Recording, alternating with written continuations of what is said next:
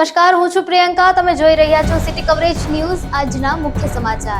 આજે ફરી સવારે ઉઠતાની સાથે જ જૂનાગઢીઓને ડિમોલિશનના સમાચાર મળ્યા. થારાગઢ દરવાજા વિસ્તારમાં તંત્ર દ્વારા મેગા ડિમોલિશન કામગીરી હાથ ધરવામાં આવી છે, જેમાં 100 થી વધુ ગેરકાયદેસર મકાનોનું ડિમોલિશન કરવામાં આવ્યું છે. ઉપરકોટની આસપાસના વિસ્તારમાં આવેલ દબાણો દૂર કરવા તંત્ર દ્વારા કડકમાં કડક પગલાં. અંદાજે 14,000 ચોરસ મીટર જેટલી સરકારી જમીનમાં આવેલ દબાણો દૂર કરવામાં આવી રહ્યા છે. જૂનાગઢ શહેરમાં આવેલા થારાગઢ વિસ્તાર કે જે ઉપરકોટની બાજુનો વિસ્તાર છે, ત્યાં લગભગ 14,000 ચોરસ મીટર જેટલી જગ્યામાં જે અનઅધિકૃત મકાનો હતા એને દૂર કરવાની પ્રક્રિયા આજ સવારથી શરૂ કરવામાં આવી છે. આ જે 14,000 ચોરસ મીટર જેટલો વિસ્તાર છે એના માટે સિટી સર્વેનો અમારો સર્વે નંબર એનો 1484 અને એના માટે તમામ પ્રક્રિયા જે નિયમસરની છે એ કરવામાં આવી છે. દબાણકર્તાઓ જે હતા એમને નોટિસ આપવામાં આવી છે અને એમને પૂરતી તક પણ આપવામાં આવી હતી કે એ લોકોએ આ જગ્યાએ કેવી રીતે મકાન બનાવે છે. પરંતુ કોઈ પ્રકારના એવા અધિકૃત ડોક્યુમેન્ટ એમની પાસેથી મળી આવેલા હતા અને આથી આ પ્રક્રિયા પૂરી કરી અને અમે આજ સવારથી લગભગ 400 જેટલા અમારા પોલીસ અધિકારીઓ, 10 જેટલા જેસીબી, જિલ્લા વહીવટીતંત્ર, કોર્પોરેશન, બીજીબી સેલ, ફાયરની ટીમ તમામ સાથે રહી અને આ ચુસ્ત બંદોબસ્ત સાથે આજે દબાણ દૂર કરવાની પ્રક્રિયા હાથ ધરી છે. અને આ પ્રક્રિયા જે છે એ આખો દિવસ ચાલશે અને આ દબાણ જે છે એ દૂર કરવામાં આવશે. આ દબાણ જે દૂર થયા છે એમાં અમુક અનઅધિકૃત વ્યક્તિઓના પણ દબાણો દૂર થયા છે, જેમાં એનડીપીએસ છે, બુકલેગર છે, એવા પ્રકારના લોકો હતા. એને માહિતી પણ પોલીસ વિભાગ તરફથી જે અમને મળી એને લઈને એક કડક કાર્યવાહી કરવામાં આવી છે અને આવા કોઈપણ પ્રકારના અસામાજિક તત્વો જે છે એ આ પ્રકારનું દબાણ કરે તો બિલકુલ ચલાવી લેવામાં આવશે નહીં અને આ દબાણ દૂર કરવાની જે પ્રક્રિયા છે આગામી સમયમાં પણ આટલા જ પૂરજોશથી ચાલુ થવાની છે. જૂનાગઢ શહેરના ઉપરકોટ પાસે 8 થી 10 જેટલા અસામાજિક તત્વો મળીને બનાવેલ 60 જેટલા ગેરકાયદેસર મકાનોનું ડિમોલિશન હાથ ધરવામાં આવ્યું છે. જૂનાગઢ પોલીસ વિભાગ તથા વહીવટી તંત્ર દ્વારા 15,000 ચોરસ મીટર જમીન, જેની બજારમાં કિંમત 50 કરોડ જેવી થાય છે, તે ગેરકાયદેસર દબાણો ખુલ્લા કરવામાં આવ્યા. સાવજ ડેરીના ચેરમેન દિનેશ ખટારિયાનો એક ઓર મામલો સામે આવ્યો છે. હવે સાવજ ડેરીના ચેરમેન દિનેશ ખટારિયા સામે સાવજ ડેરીના જ ડાયરેક્ટર રાજુભાઈ બોરખતરિયાએ ભ્રષ્ટાચારના આક્ષેપો કર્યા છે. રાજુભાઈ બોરખતરિયાએ રાજ્યના સહકાર મંત્રી જગદીશભાઈ વિશ્વકર્માને પત્ર પાઠવ્યો છે. પત્રમાં જણાવ્યું છે કે હું જૂનાગઢ જિલ્લા દૂધ ઉત્પાદક સંઘ સાવજ ડેરીમાં ડાયરેક્ટર તરીકે ચૂંટાયેલો છું. દરમિયાન ડેરીમાં થયેલા ભ્રષ્ટાચાર અને ગેરરીતિ અંગે દિનેશભાઈ ખટારિયાને પ્રશ્ન પૂછતા તેઓને ગમ્યું ન હતું અને 1 વર્ષથી મને કોઈ પણ જાતની મીટિંગમાં એજન્ડા મોકલવામાં આવતા નથી અને કોઈ પણ બાબતની માહિતી પણ મને આપવામાં આવતી નથી. દિનેશભાઈ ખટારિયા દ્વારા મોટા પ્રમાણમાં ભ્રષ્ટાચાર થઈ રહ્યો છે. ડાયરેક્ટર તરીકે અમે પૂછીએ ત્યારે પણ જવાબ આપવામાં આવતો નથી, તેથી આ બાબતે યોગ્ય મદદ માટે માંગ છે. મારો આજે લેટર લખવાનો સરકારનો ઉદ્દેશ્ય એટલો છે કે આ સંસ્થા આપણે ઊભી કરી છે. હું આની અંદર 2011થી મારા ગામની અંદર હું ડેરીનો પ્રમુખ છું. આ વર્ષે ડાયરેક્ટર તરીકે મને એમાં નિમણૂક થઈ.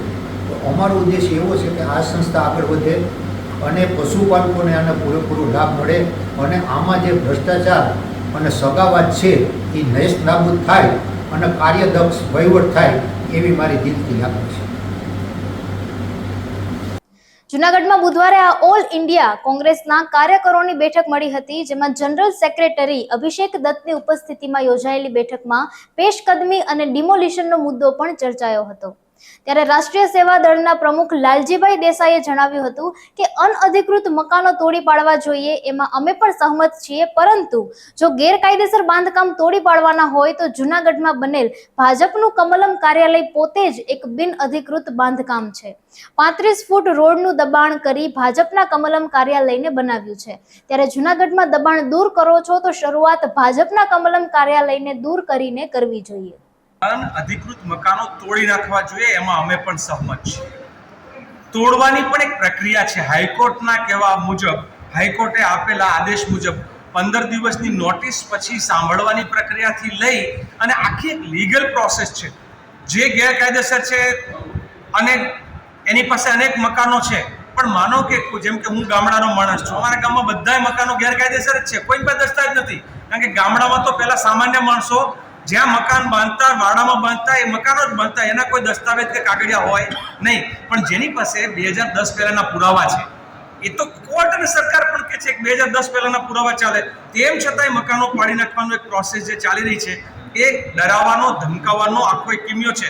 પણ જુનાગઢ માટે હું એટલું કહું, અનઅધિકૃત જો પાડી દેવાનું હોય તો કમલમ જે બન્યું છે અહીંયા જુનાગઢનું, એ કમલમ પોતે જ અનઅધિકૃતમાં કેટલા ખબર છે, 35 ફૂટ રોડનું દબાણ છે. મેં પોતે રાત્રે મારો વિડીયો લાઈવ કરેલો છે, મેં જઈને સ્થળ તપાસ કરી છે. પહેલા કમલમથી ચાલુ કરો. બીજું, કોઈ પણ જગ્યાએ બિલ્ડરો મોટા મોટા જે બિલ્ડિંગો બનાવે છે, એના ભોંયરાઓ અને એના મકાનો જે છે એમાં અનઅધિકૃત બાંધકામ થાય છે, એ તૂટી જશે. નેતાઓના ફાર્મ હાઉસ અનઅધિકૃત છે, એ તૂટી જશે. તો કે ના, પૈસાવાળાના, નેતાઓના, બિલ્ડરોના, એના નહીં, માત્ર મધ્યમ વર્ગ, ગરીબ, વંચિત, પીડિત, શોષિત એનું થશે. તમિલનાડુના થુથુકુડી જિલ્લાના પુથિયમપુથુર ગામમાં બળદગાડાની સ્પર્ધા યોજાઈ હતી. આ દોડ પોંગલ તહેવારની ઉજવણીનો એક ભાગ છે. પાકિસ્તાનને નાબૂદ કરવા માટે ધનની જરૂર પડશે તો મારો આશ્રમ અને મારી તમામ સંપત્તિ હું આપી દેવા માટે તૈયાર છું, તેવું ઇન્દ્ર ભારતી બાપુએ જણાવ્યું હતું. કે અમારા પાસે જે ધન છે એમની અંદર એક રૂપિયો હું નહીં રાખું. મારા આશ્રમની અંદર જે કાંઈ હશે એ ભારતને હું સમર્પિત કરીશ. ભારતને જો જરૂર પડશે ને મોદી સાહેબ આહવાન કરશે કે દેશને, રાષ્ટ્રને ધનની જરૂરત છે, તો પ્રભુ પહેલો હિસ્સો મારો હશે પ્રભુ એની અંદર.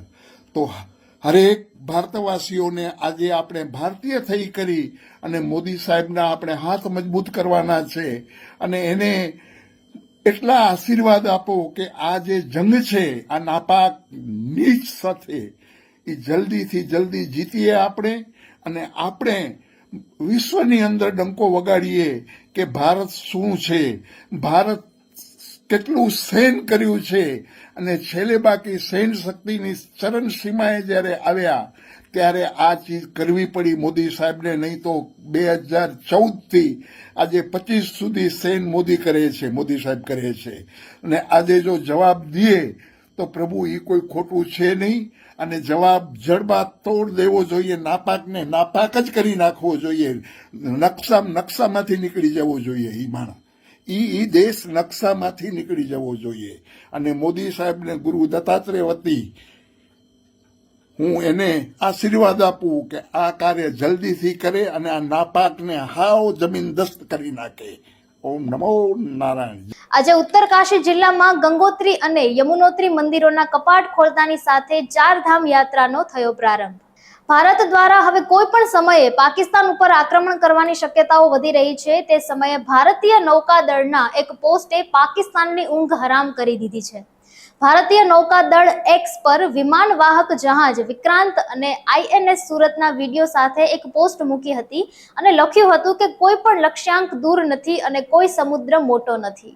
આધાર, પાન, વોટર આઈડી અને ડ્રાઇવિંગ લાયસન્સ વગેરેમાં નામ, સરનામું, મોબાઈલ નંબર બદલવા માટે લોકોએ હવે જુદી જુદી ઓફિસોમાં ચક્કર નહીં કાપવા પડે, કેમ કે કેન્દ્ર સરકાર યુનિફાઈડ ડિજિટલ આઈડેન્ટિટી સિસ્ટમ લાગુ કરવાની તૈયારીમાં છે, જેમાં આધાર, પાન, ડ્રાઇવિંગ લાયસન્સ એક જ પોર્ટલમાં જઈ અને તેમાં સુધારા ફેરફાર કરી શકાશે.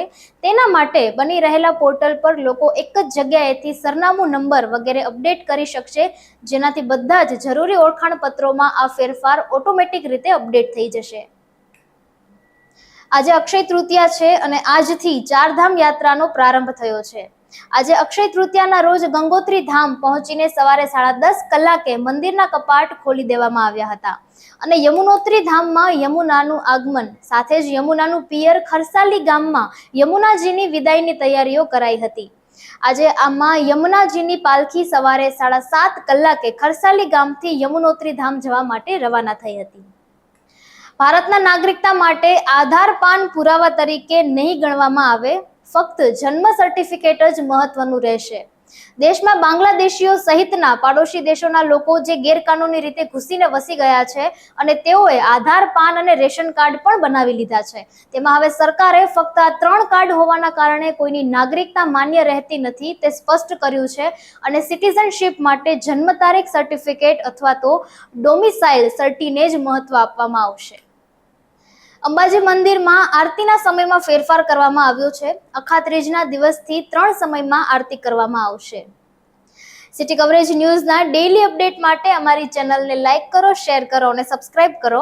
આવતીકાલે મળીશું ફરી નવા સમાચારો સાથે. City coverage news Junagadh.